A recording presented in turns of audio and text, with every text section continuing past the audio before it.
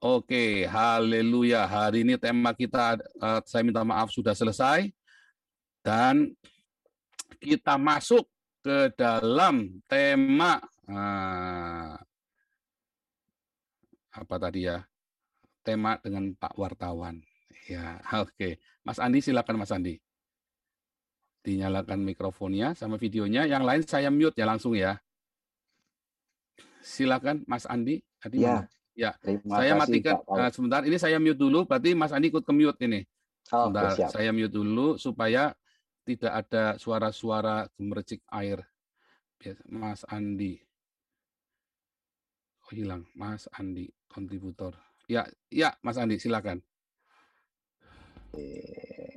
Sebelumnya terima kasih Pak Paul sudah diberikan waktu hari ini kita bisa ketemu secara virtual dan ada beberapa poin yang ingin saya tanyakan ke Pak Paul. Mudah-mudahan sehat-sehat hari ini.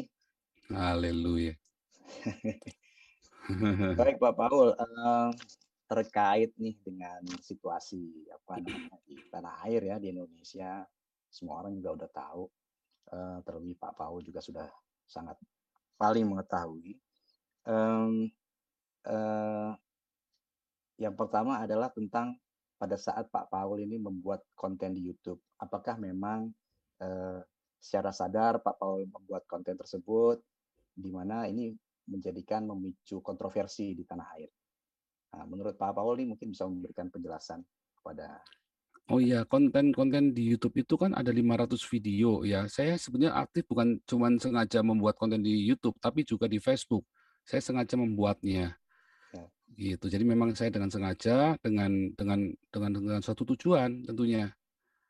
Yaitu tujuannya adalah untuk mendidik tentang beragama. Bagaimana membedakan beragama dengan bertuhan. Itu tema dari semua YouTube saya, tetapi dasar dari YouTube dan konten-konten Facebook dan YouTube saya adalah apologetik. Nah, kemudian tema itu menjadi bagaimana beragama dan bertuhan. Kemudian saya arahkan lagi, ya kan, saya pertajam lagi menjadi sebuah kritik sosial, kritik historis, kritik budaya, kritik sosial, kritik agama, gitu. Jadi memang disengaja, gitu.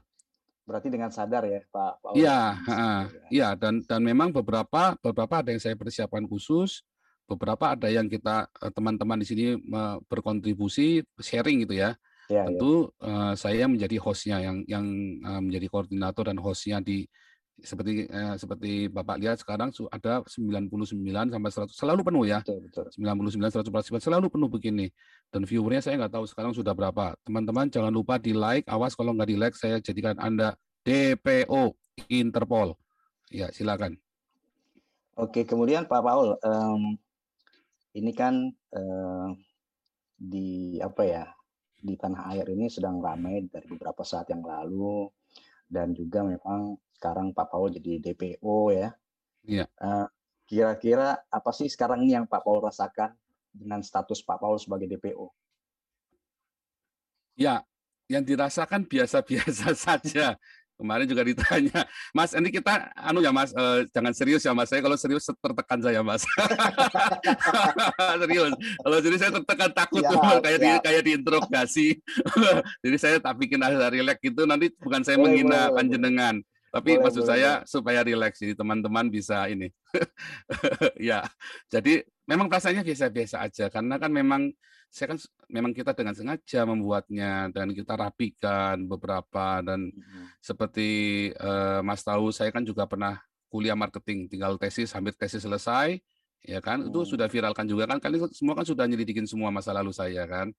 Nah, jadi dan saya dan itu semua saya terapkan semua ilmu-ilmu itu di dalam di dalam YouTube saya. Sehingga memang itu kita rapikan, kita siapkan semua dengan sebuah tujuan tentunya. Yeah.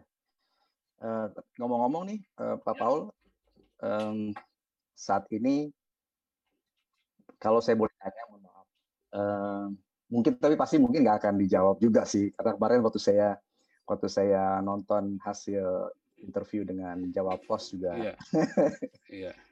tentang posisi apakah di Jerman atau lebih apa namanya, lebih detailnya lagi di kota di mana di background saya itu, Pak Paul. Wah, itu kan dekatnya Museum Berlin itu kan? Betul betul betul. Mhm. Akhirnya lagi mancur gitu. Itu salam buat ini ya, buat Angela Merkel. Itu kan kantornya di belakang situ, dekat-dekat situ toh. Betul Angela betul Merkel betul itu. betul. Betul. Mhm. Gini Pak Paul, Pak Paul ke Jerman itu tahun 2018 kan ya? Kalau saya Iya, melihat informasi, heeh. membaca. Kemudian ada yang mengatakan Pak Paul itu datang ke Jerman sebagai apa sih, Ausbildung ya, Mhm. vokasi gitu. Mungkin bisa kita saling cerita lah. Mhm. Sebetulnya itu nggak boleh cerita karena gini, kemarin tuh si siapa ya, Denny Siregar, itu bodoh Hmm. sekali Denny Siregar. "Oh, Paul mau cari suaka." Oh, itu salah ya, hati-hati kamu ngomong-ngomong begitu Denny Siregar, karena itu begini loh, ini bukan ancaman ya, maksudnya hati-hati, benar-benar hati-hati. Kalau Anda ulang-ulang itu terus, nanti akan terpikir dalam orang-orang Indonesia, ya, "Oh, kalau gitu gua tak bikin ribut, lalu ciao ke Eropa." Hati-hati loh. Itu jangan jangan sampai di-framing kayak gitu, nanti orang-orang akan ikut. Karena sudah ada yang WhatsApp ke saya, Ya. "Oh, Pak, tolong kasih tahu Pak, ininya Pak, tipsnya." Loh, saya kaget, "Kamu tahu dari mana?" "Iya, ini terus dikasih Denny Siregar itu kan." Terus saya baru tahu tuh kalau, Denny Siregar itu membahas saya, tapi saya ajak ketemu nggak mau, katanya alasannya banyak, ya intinya dia takut sama saya. Karena saya nabi kan, beliau kan bukan nabi. Nah terus, apa namanya, siapa lagi kemarin yang ngomong ya, Paiman, Paiman, Kompas TV siapa itu? Paiman ya, waktu ngomong sama Pak Ugro Aiman. Suseno. Aiman ya, Aiman. Oh itu modus itu, oh hati-hati, itu nanti akan ditiru beneran. Nanti bikin bikin ulah di Indonesia, terus lalu kamu ke sini gara-gara kalian yang ngajarin.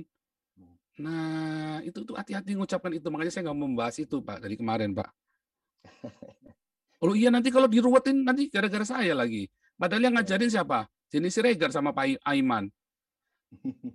Loh, hati-hati ngajarin begitu ke orang. Jadi jangan jangan tanya saya, nanti kalau saya cerita, satu nanti di sini ada orang yang merasa privasinya diganggu, kedua, juga saya melanggar kode etik teman-teman saya yang profesional ini, yang ketiga nanti akan terjadi wabah itu supaya bisa dapat perlindungan. Oh, hati-hati. Jadi jangan di-stop pembicaraan ke situ, Pak, saya tidak mau, Oke oke. gitu, heeh. Baik. Pak, ini terkait dengan status kewarganegaraan Bapak. Kan saya sempat konfirmasi dengan KBRI ya di Jerman. Dan saya sempat juga memberitakan dari Jerman bahwa memang status kewarganegaraan Bapak ini sebetulnya masih WNI karena paspor WNI Bapak masih berlaku. Dan tapi memang belum ada pengembalian paspor dari pihak imigrasi Jerman, Ausländerbehörde, ya, dan juga belum ada konfirmasi surat dari pihak keimigrasian Jerman, sehingga memang ini belum bisa dipastikan juga bahwa Bapak kewarganegaraannya telah berpindah. Gitu. Sejauh ini Pak Paul mungkin bisa cerita ke saya. Iya, Eropa itu mengizinkan double kewarganegaraan, jadi tidak harus mengembalikan paspor, Pak. Nah, tapi saya secara lisan kan saya sudah bilang bolak-balik, saya sudah melepaskan kewarganegaraan saya, begitu, Pak. Hanya kan Ya. kalau saya ke sana-sana, saya lagi dicari ke sana-sana, nanti ditangkap kan wilayah hukum. Saya masuk mobilnya duta besar aja kan nggak boleh, Pak, langsung ditangkap saya, Pak. Kalau masuk mobil duta besar itu berarti wilayah hukum Indonesia, toh. Iya. Makanya saya nggak boleh ke sana pokoknya. Oke. Heeh. Berarti Bapak masih berada di wilayah Eropa ya Pak, Uni Eropa ya Iya, Pak ya? iya. Pokoknya Ya. di Eropa membolehkan double kewarganegaraan. Jadi tidak harus Ya. selalu mengembalikan paspor itu. Itu. Kalau Indonesia kan nggak Oke. boleh. Jadi teorinya Ya, Indonesia jangan terus diterapkan ke Eropa, nggak bisa dong. Oh harus balikin kalau di paspor, ya nggak Indonesia bisa. memang setahu saya ini ya, Heeh. warga negara Indonesia masih boleh, anak yang lahir di Jerman kalau kita Mhm. bicara Jerman sampai dengan usia 18 tahun masih boleh nanti setelah Memilih. 23 tahun memilih. Ya, tapi kan tetap harus memilih. Betul. Kewarganegaraan baru otomatis membatalkan kewarganegaraan yang lama kalau di Indonesia toh. Betul. Nah itu, saya pakai hukum itu saja. Iya. Terus Pak, Bapak ini kan sering istilahnya khotbah ya Pak di YouTube di kanal ini. Kemudian Bapak juga sebagai pastor disebutnya. Bisa sharing informasi Kak, Pak? Apakah memang Bapak ada background agama sebelumnya, teologi, belajar di mana saat masih sekolah dulu? Ya, saya tahun 99 ditahbiskan menjadi hamba Tuhan di sebuah gereja. Saya tidak akan sebutkan ya, dan mohon tidak disebutkan namanya di tempat publik karena saya sudah janji untuk tidak menyebutkannya. Kemudian saya sempat tinggalkan Tuhan dari 3 tahun ya, antara 2009, 2012 atau 2010, 2013. Cuman yang saya ingat 2013 akhir itu saya berjumpa dengan Tuhan Yesus secara spiritual ya, dan kemudian saya sudah keluar dari sinode saya yang lama. Saya mengundurkan diri waktu itu karena saya sombong, saya begitu arogan dan begitu pahitnya saya. Kecewaan yang ya karena orang sombong kan mudah kecewa, Pak, ya kan. Jadi itu kesalahan saya intinya, kesalahan saya sendiri, kesombongan saya sehingga saya jatuh di dalam dosa dan saya banyak melakukan kejahatan, melakukan banyak sekali kerugian terhadap orang lain. Dan 2013 saya mulai berjumpa dengan Tuhan Yesus dan saya memulai pertobatan saya yang baru 2015 akhir ya. Pokoknya saya lupa ya, saya bergabung dengan sinode saya yang baru. Itu saya lupa ya antara itu. Dan saya ditahbiskan menjadi ini juga menjadi hamba Tuhan juga ya. Kalau kita bilangnya pastor ya. Kalau di tempat kami pastor bukan pendeta, Pak. Karena nggak alkitabiah kalau pendeta. Kalau pastor itu kan gembala. Nah, saya jadi sudah ada background. Teologi, saya sekolah teologi, sekarang saya sedang menyelesaikan doktoral saya. Teologi juga. Master teologi sudah selesai, dan saya sedang selesaikan doktoral teologi saya.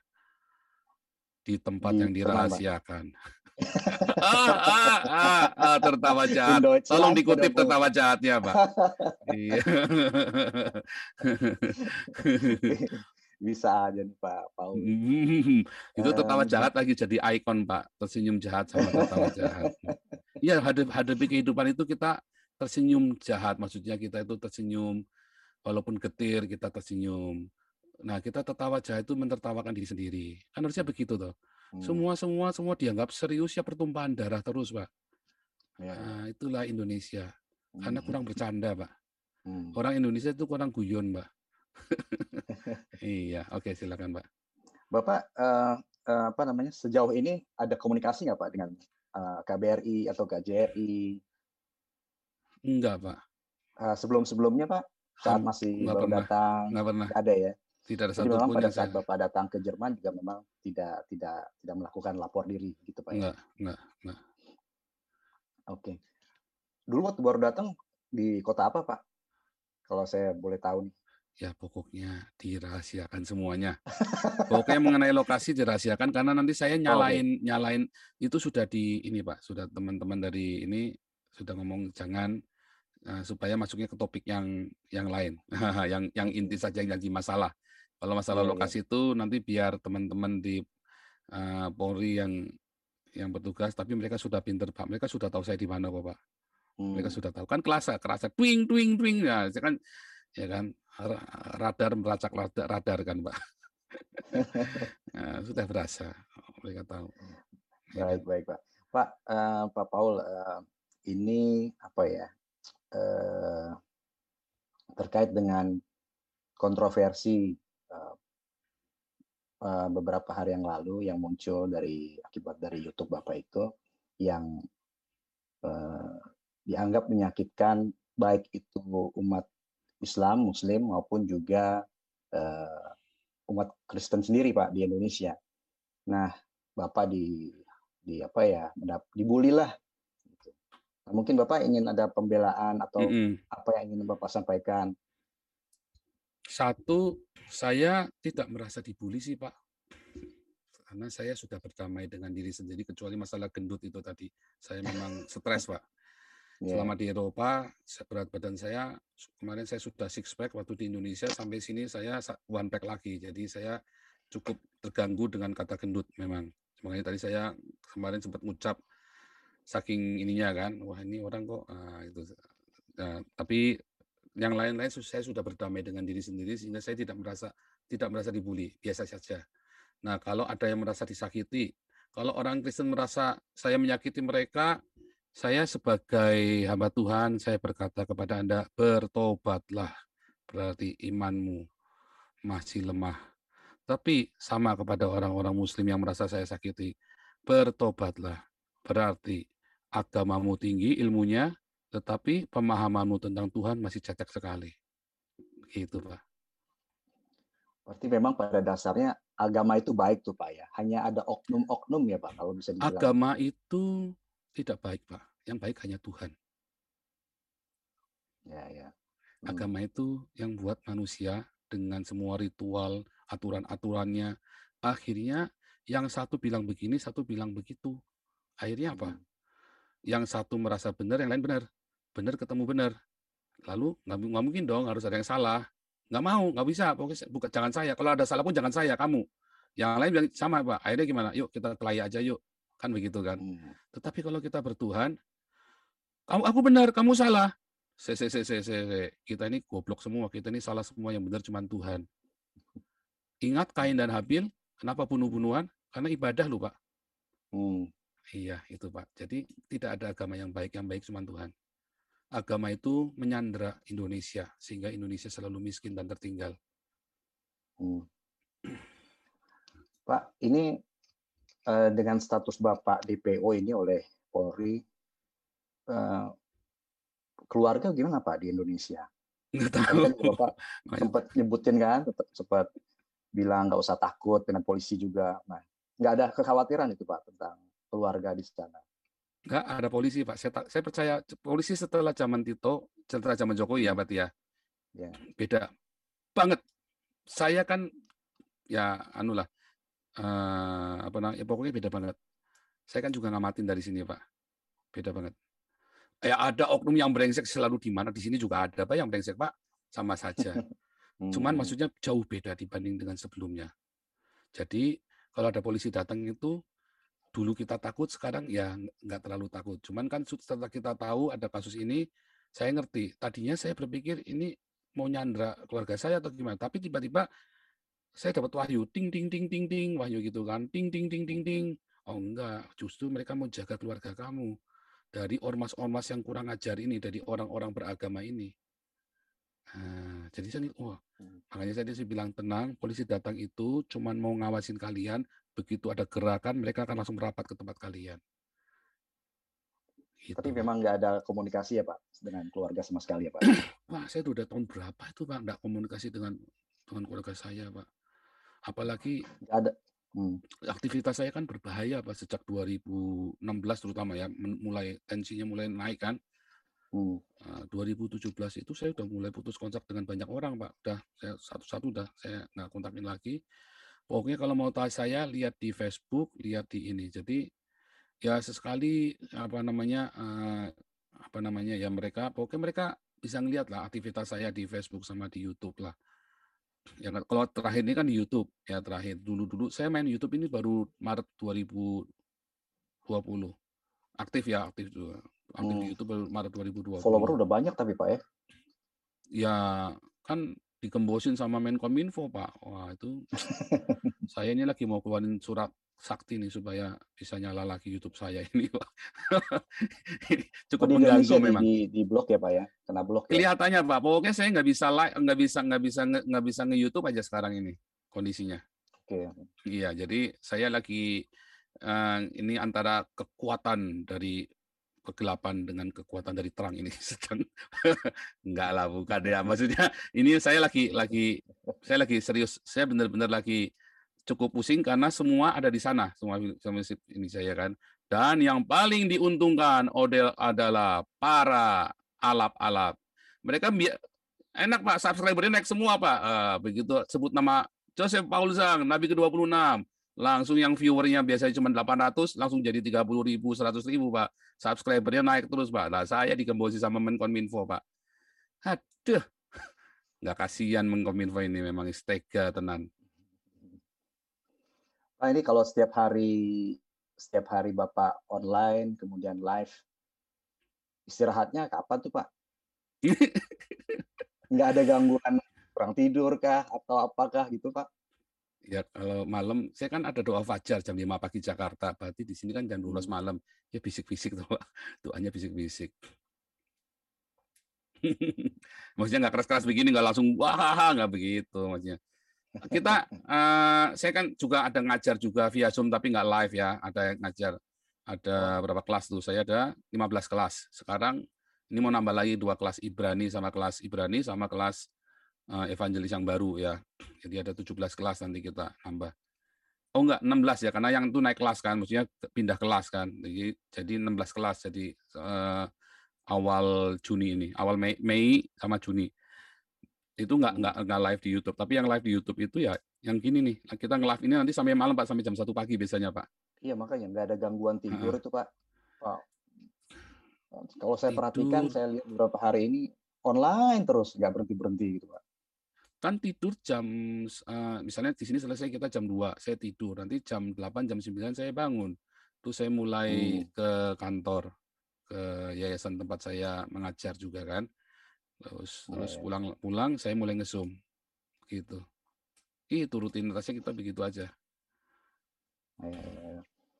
Eh, Terkait Bapak waktu ke Jerman saat itu, Pak, kesan yang Bapak dapat dari Jerman itu apa, Pak? Kalau Bapak bisa ceritakan. Kalau saya kan memang ya di ibu kota Mungkin ini seperti mungkin ini. bukan Jerman, tapi seluruh Uni Eropa ya, Pak. Seluruh Uni Ya. Eropa itu kesan saya itu adalah apa? Di sini seperti paradise, Pak, seperti surga. Hmm. Saya belum mati aja udah berasa surga di sini, Pak. Poinnya di mana, Pak? Ya di sini kita orang-orang kita ada kebebasan beragama.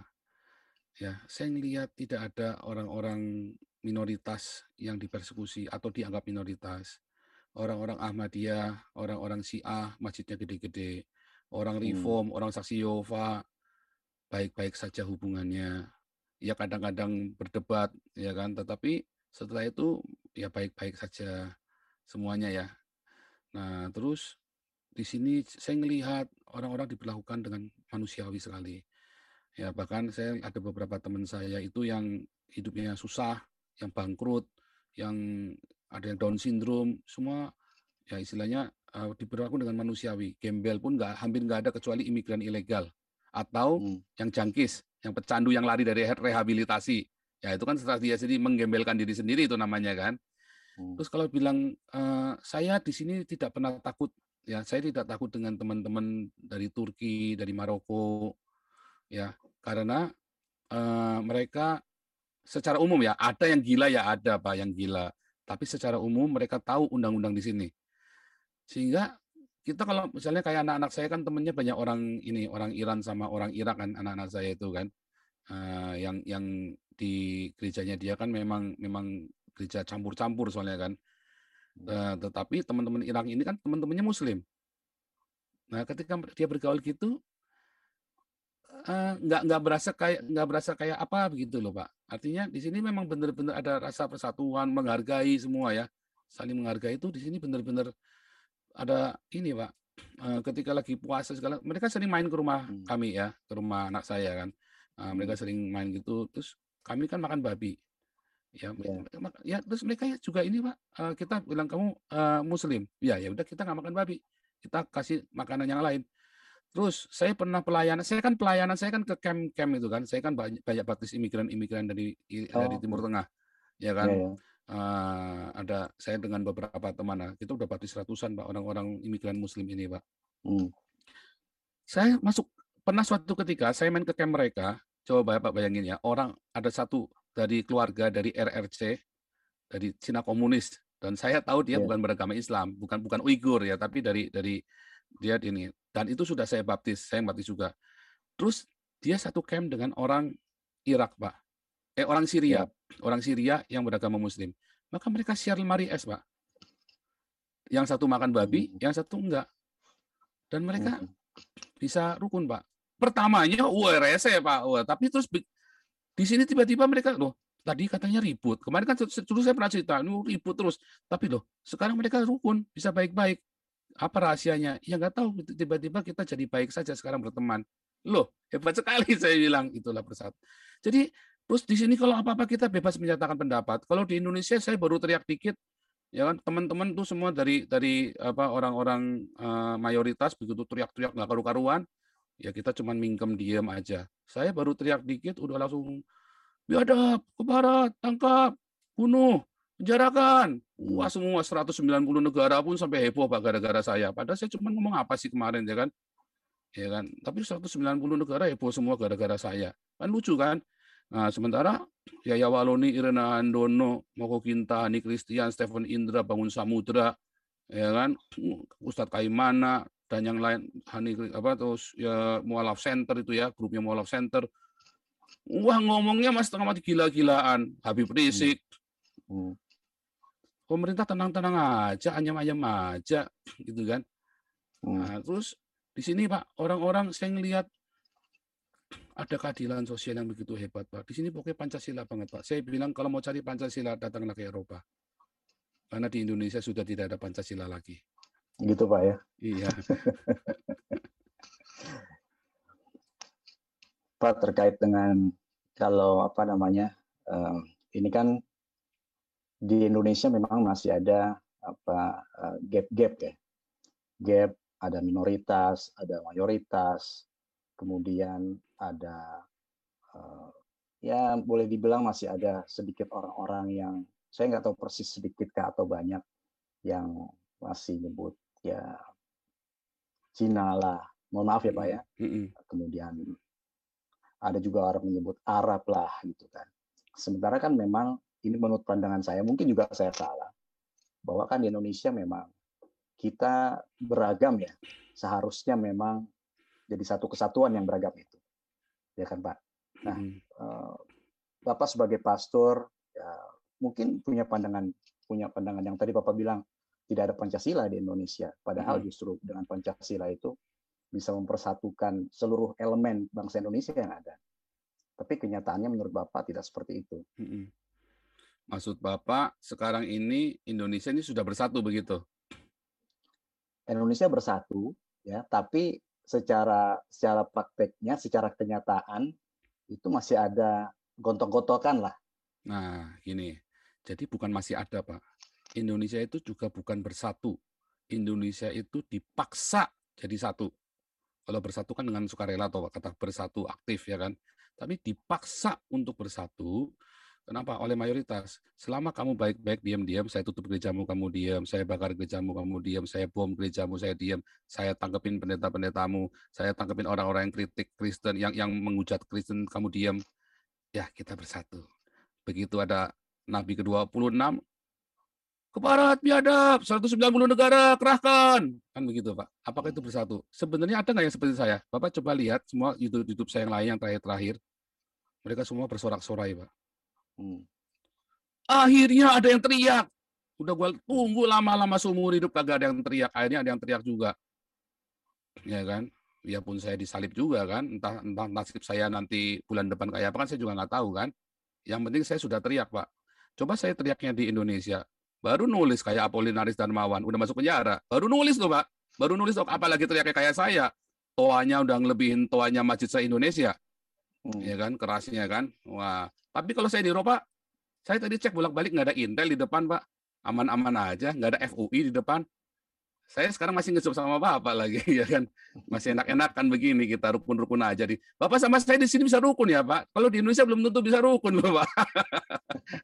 Di sini kita bisa rukun, heran saya. Saya dengan siapa saja di sini bisa rukun semua, Pak. Heran, Pak. Ya.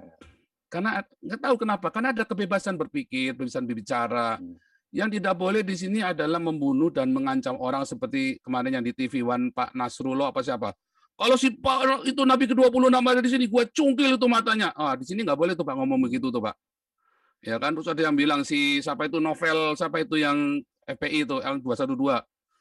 Paul itu kalau di dalam Islam harus dibunuh. Nah, di sini nggak boleh tuh, Pak. Itu hate speech. Di sini tuh. Kalau saya hate speech nggak? Enggak. Lalu kalau ditanya hate speech-nya saya di mana? Nggak ada. Yang membuat hate speech, oh tapi kan terjadi kebencian. Loh, yang menimbulkan kebencian bukan saya, tapi Metro TV, TV One, sama Kompas TV yang mempublikasikan siaran saya tanpa izin dan mengutip-ngutip tanpa izin dan cuma sepotong pula. Coba kalau Bapak lihat punya Jawa Pos, lihat komentarnya di bawahnya. Wih, indah sekali, Pak. Semua komentar di Jawa Pos videonya itu indah semua, Pak. Karena dia tampilkan dengan lengkap.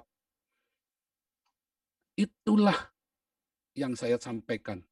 Kalau yang ditampilkan oleh Metro TV, Kompas TV, dan lain-lain, Metro TV, Kompas TV, Berita Satu lagi Tribun, YouTube itu ya, YouTube-nya Tribun, itu hate speech, Pak. Jadi siapa yang membuat hate speech? Wartawan, Pak. Bukan saya. Jawa Pos, Bapak lihat bawahnya. Wih, indah semua, Pak, komentarnya, Pak. 1-2 ada yang kurang ajar memang. Tapi yang lain semua, akhirnya ada yang berani bersuara. Akhirnya komentarnya bagus-bagus. Bapak coba lihat komentar-komentar dari kemarin di sini. Cuma satu aja yang ketakutan tahun 98 terjadi. Yang lain semua, Pak, kita butuh orang-orang seperti Bapak lebih banyak lagi. Oh, ayo, bagaimana? Apa itu hate speech? Bukan, Pak. Tetapi wartawan yang membuat jadi hate speech. Jadi kalau nanti Indonesia terjadi kerusuhan, itu bukan karena Nabi ke-26, tetapi karena wartawan. Kalau sampai ada kerusuhan gara-gara omongan saya kemarin. Karena kalau wartawan tidak memviralkan, atau wartawan mengutipnya seperti Jawa Pos, saya jamin, ketokan kepala saya, Pak, nggak akan ada kerusuhan. Justru akan bersatu, Pak. Wah, sadar, wah ternyata selama ini minoritas tidak pernah dikasih suara. Baru ada yang ngasih suara nih, sekarang nih si Nabi ke-26. Kan begitu, Pak. Ya, makanya Pak, kemarin kita email-emailan. Iya. Saya pengen langsung nih melalui Zoom dengan Bapak. Tapi ya seperti yang sudah saya sampaikan di email sebelumnya, ya saya koordinasi dengan redaksi. Sayangnya belum bisa disiarkan secara live. Tapi artinya ini semua apa yang kita bicarakan hari ini akan saya sampaikan semua ke redaksi dan saya rekam di sini. Itu sesuai dengan izin yang sudah Bapak sampaikan ke saya per email, Pak. Pak Paul, ini terkait ancaman-ancaman. Saya kan juga baca di YouTube-nya Bapak ada ancaman-ancaman. Sejauh mana sih Pak ancaman itu menurut mengganggu pikiran Bapak nggak, mengganggu keluarga misalnya? Tentunya ini mungkin saya salah, mohon maaf. Pasti kan ada rasa khawatir atau apa. Dan kemudian apakah memang pihak keamanan Jerman juga merespon hal ini untuk melindungi Bapak? Kalau saya, apa yang saya bicarakan di sini, apa yang saya katakan dilindungi oleh Undang-Undang Uni Eropa, bahkan International Human Rights, Pak. Jadi saya sendiri aman dan keluarga saya kan ada Polri, Pak. Keluarga saya juga aman, Pak. Kan saya sudah bilang setelah zaman Pak Tito, Pak Jokowi ini dan jauh banget. Oh ya, saya mau klarifikasi dulu Pak sebelum Bapak tanya nih. Saya mau klarifikasi ya Pak. Satu ya, itu si siapa itu kemarin yang ngomong itu si MUI ya. Si ketua MUI ya Anwar Abbas ya Pak Anwar Abbas itu. Dia ngomong bahwa si ini Joseph Paulusa mengatakan Kapolrinya Kristen sehingga tidak mungkin ditangkap. Oh, itu fitnah Pak. Itu fitnah terhadap saya Pak. Karena saya tidak pernah ngomong seperti itu. Di video saya hari Minggu kemarin yang judulnya Siapakah Aku? Ya, judul hari Minggu kemarin. Minggu kemarin yang judulnya Siapakah Aku? Saya tidak pernah sekalipun ngomong seperti itu. Ya, yang saya bilang adalah wah, ini Kapolrinya soalnya Kristen. Dan di video-video di hari-hari selanjutnya saya bilang, ini Kristen justru mengerikan saya. Itu yang membuat saya takut. Karena kalau Bapak lihat ya, orang-orang Kristen yang berdedikasi itu mengerikan loh Pak. Dia tidak pandang sesama Kristen begitu, wah sama-sama Kristen, kamu dianggap melanggar hukum. Oh dikejar benar Pak. Tekadnya malah berdobel-dobel Pak. Itu yang membuat saya ngeri. Saya tidak tahu seberapa cerobohnya saya. Ya toh? Sekarang saya masih bisa nge-zoom begini. Tapi kan saya nggak tahu seberapa cerobohnya saya. Dan seberapa cerdiknya tim ini Pak. Mereka sudah tahu kok saya ada di mana kok sekarang ini. Sekarang ini apalagi Udah tahulah itu mereka sekolahnya juga tinggi, Pak, ya kan, juga mereka pengalamannya juga dan mereka rame-rame begitu, nggak mungkin lah nggak tahu saya di mana. Mereka hanya mencari bukti dan kepastian supaya tidak melanggar hukum Uni Eropa. Yang sekarang mereka butuhkan adalah pelindungan hukum, mereka bertindak di sini. Dan itu makanya saya tidak boleh ngomong salah, Pak, di sini, Pak. Itu. Terus kedua saya mau komplain. Katanya saya menantang Polri. Oh, saya tidak pernah menantang Polri. Saya menantang umat Islam yang bisa melaporkan saya. Kenapa? Saya sudah diancam bolak-balik, Pak. Dari 2015, 2016, 2017, saya diancam bolak-balik orang mau dibunuh sama orang Islam, Pak. Mereka ngomong lebih kejam dari saya. Saya cuma ngatain sedikit aja, bunuh halal. Saya print semua, Pak. Itu perkataan-perkataan saya print semua, diancam. Bahkan Haikal Hasan sudah nyampe ke rumah saya 2018. Kan dia ngaku sendiri kan. Dulu saya ngomong di sini, teman-teman nggak ada yang percaya. Sekarang Anda lihat sendiri, Haikal Hasan yang ngakuin kan, 2018 sudah nyampe rumah saya. Nah, akhirnya saya bilang, kenapa nggak ada yang laporin ke polisi? Ya karena saya sudah di sini, nggak bisa dilaporin kan. Makanya saya bilang, loh tiba-tiba bisa ada yang laporin PSI. Oh iya, karena dia punya akses. Kalau enggak, perkataan saya bukan hate speech. Kecuali wartawan membuatnya jadi hate speech. Jadilah saya penistaan agama. Tapi aslinya kan bukan. Aslinya saya adalah apologia dan suara kritik kenabian. Boleh nggak? Boleh. Karena saya tidak pernah membenci orang Islam. Saya selalu menghimbau, kasih makan orang Islam. Kasih makan mereka. Kalau gereja tidak kasih makan mereka, nanti mereka dikasih makan sama Habib Rizik. Mereka bikin ulah. Dihasut, Pak. Orang yang lapar akan mudah dihasut. Perut yang kenyang tidak mudah dihasut. Saya suruh teman-teman, ayo kasih makan. Saya di sini. Tinggalkan gereja yang pakai jam Rolex, tinggalkan gereja yang pakai mobil Alphard, yang pendetanya kaya-kaya, yang pendetanya hedonisme. Tinggalkan yang gereja-gereja yang tidak melakukan diakonia dan marturia. Pergilah ke gereja-gereja yang diakonia marturia dan bagikan makanan itu kepada semua orang tanpa bawa embel-embel atribut gereja. Setiap hari saya ngomong ini, tidak ada satupun yang dikutip sama wartawan, Pak. Cuman jawab apa saja. Yang lain nggak ada yang ngutip. Kan gila, Pak. Itulah hate speech, Pak. Dan kemudian terjadilah yang seperti ini. Ya itulah terjadi, Pak. Nah, makanya kutiplah Indonesia ini, belajarlah mendengar seperti Shrek. Ya, saya kasih gambarnya Shrek kan kemarin kan, kupingnya panjang. Dengar yang benar, baru ngomong belakangan. Orang beragama itu taunya dikit, ya, ngertinya apa, taunya dikit tapi merasa lebih tahu dari Tuhan. Iya kan? Loh, cuma sepotong. Dia nggak tahu apakah saya membenci orang Islam. Enggak, saya suruh kasih makan orang Islam. Saya kasih makan. Kenapa? Kalau nggak dikasih makan, mereka dikasih makan sama Habib Rizik, disuruh bikin aneh-aneh nanti, disuruh bikin khilafah segala macam. Nah, ketika saya mau kasih. Jadi saya tidak pernah menantang Polri. Saya menantang umat Islam yang bisa ngelaporin saya. Dan saya tidak melakukan penistaan agama dan tidak melakukan penghujatan. Kalau si Husin Alwi Syihab itu bisa melaporkan saya, justru ketahuan bahwa dialah kadrun yang sesungguhnya, dialah agen khilafah, antek khilafah, ya kan? Karena dia berusaha mengacaukan, dia sengaja, itu pancingan. Saya kan cuma kasih pancingan doang, kasih klik, kasih bait. Mereka makan umpannya kan? Sekarang kan kelihatan kebongkar semua, mulai kelihatan tuh makan umpan saya. Terus kemudian teman-teman banyak memotong satu bagian saja tanpa investigasi. Sudah saya komplain tadi, makanya saya minta hak jawab. Kemudian tadi ya, pers membuat kekacauan di Indonesia, bukan saya. Jadi yang melakukan kekacauan adalah pers, bukan saya. Kecuali Jawa Pos dan Detik, mereka berimbang sekali. Mereka benar-benar tanya ke saya dulu, terus mereka juga ngambil dari Jawa Pos. Tetapi yang lain-lain, mereka lah yang harus dituntut sebagai head speech dan pembuat kekacauan karena mengutip hanya sebagian. Setelah seminggu baru ada baru nih TV One, baru hari ini TV One tadi ya, nanti baru tayang hari Senin jam 9 dengan TV One. Baru Bapak baru masuk. Itulah yang namanya head speech, Pak. Bukan saya, Pak, tapi kalian semua yang head speech. Kemudian tadi satu lagi,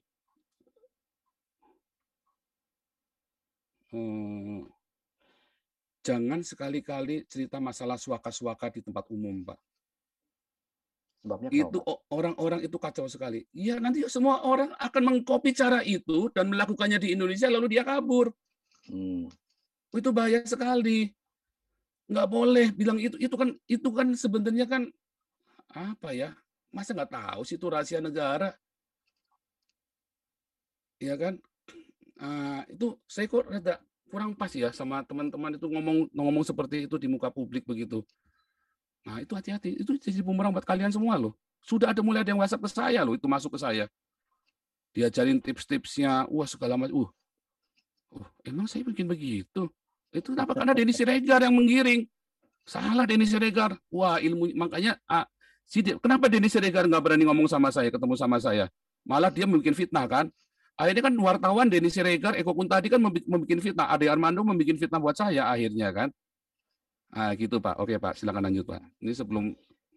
Ya Pak, saya nggak mau ganggu lagi lama karena Ya. sudah 1 jam, Bapak takutnya ingin terus. Tenang Pak, kita sampai jam 1 Pak. Lain-lain. Sementara YouTube makin panas, sekarang live view-nya sudah 7.000 Pak. Wih, banyak sekali. Iya, saya kalau live selalu banyak Pak. Iya. Ya mungkin ini penutup, kalau Bapak ingin menyampaikan sesuatu hal, kita berusaha berimbang, ya, sesuai dengan apa yang saya sampaikan juga di email. Silahkan Bapak menyampaikan apa terkait dengan hal-hal yang kemarin sempat viral, terutama tentang tuduhan-tuduhan terhadap Bapak.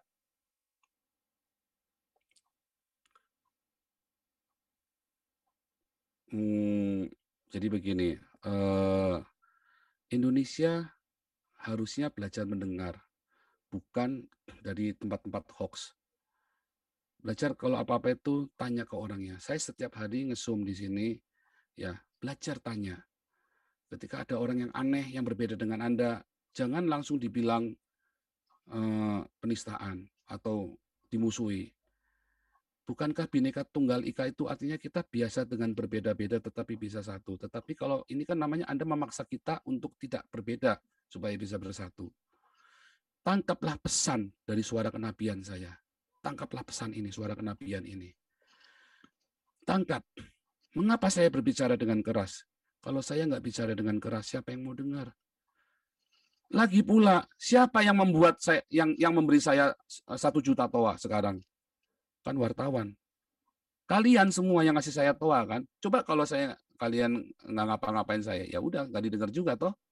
Tetapi akhirnya suara saya yang keras ini, walaupun saya harus mengorbankan diri saya sendiri. Ya, saya tadinya khawatir setengah mati, tapi setelah saya dapat wahyu saya baru sadar ternyata Polri bermaksud baik. Ya, tadinya saya khawatir setengah mati, Pak. Khawatir setengah mati, saya yakin. Makanya saya tiap hari nge-zoom, Pak. Nah, nge-zoom pun saya serba salah juga. Tampil terus dikira nantang, nggak tampil dikira kabur. Tetapi saya butuh update kepada keluarga saya masih baik-baik saja. Nah, suara kenabian ini didengarkan, nah, teman-teman. Hari ini semua, ya, cintailah Indonesia. Sekarang saya nggak bisa pulang ke Indonesia. Bahkan keluarga saya meninggal pun saya nggak bisa pulang. Itu harga yang harus saya bayar. Saya tidak mungkin masyarakat Indonesia banyak yang bisa mengampuni saya dan menerima setelah mengerti pesan ini. Mungkin pemerintah bisa mengampuni secara hukum, tetapi tetap ada orang-orang yang pendek akal dan yang beragama, ilmunya tinggi, tapi pemahaman ketuhanannya rendah. Tetap ada, sehingga saya tidak bisa. Itu harganya saya yang harus saya bayar.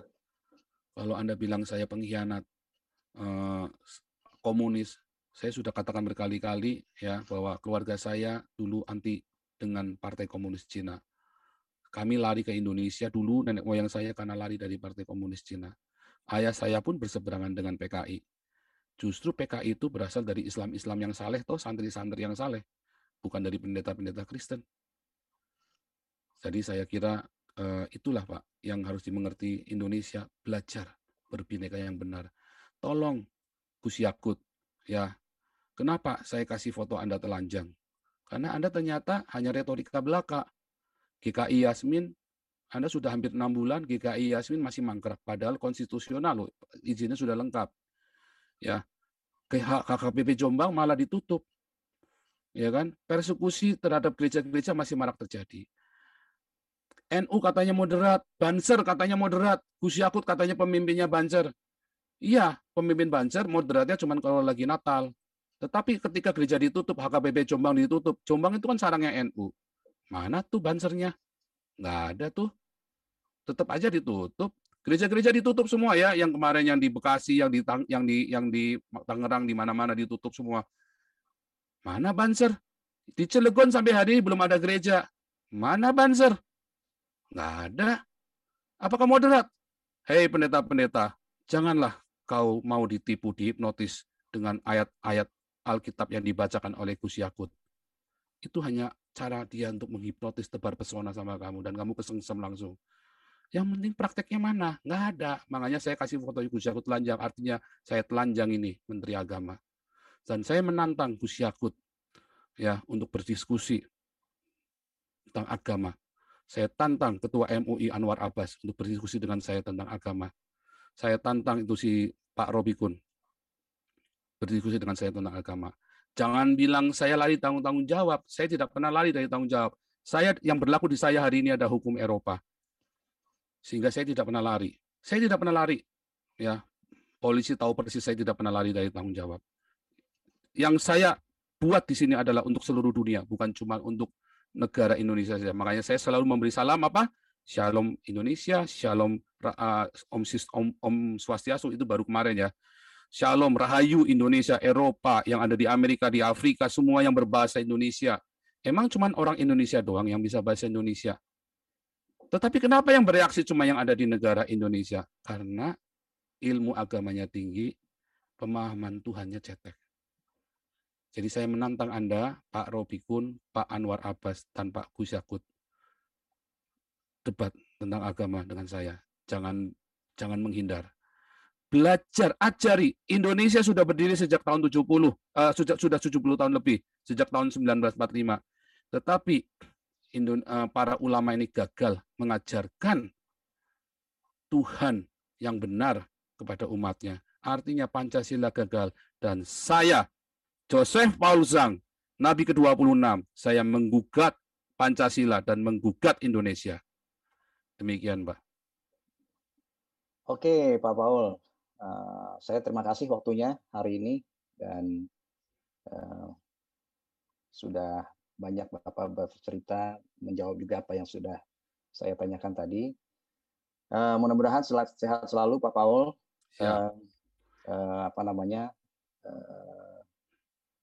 Keluarga juga sehat dan bisa tidur dengan pulas, Pak. Kalau ya, haleluya. Baik Pak, gitu ya.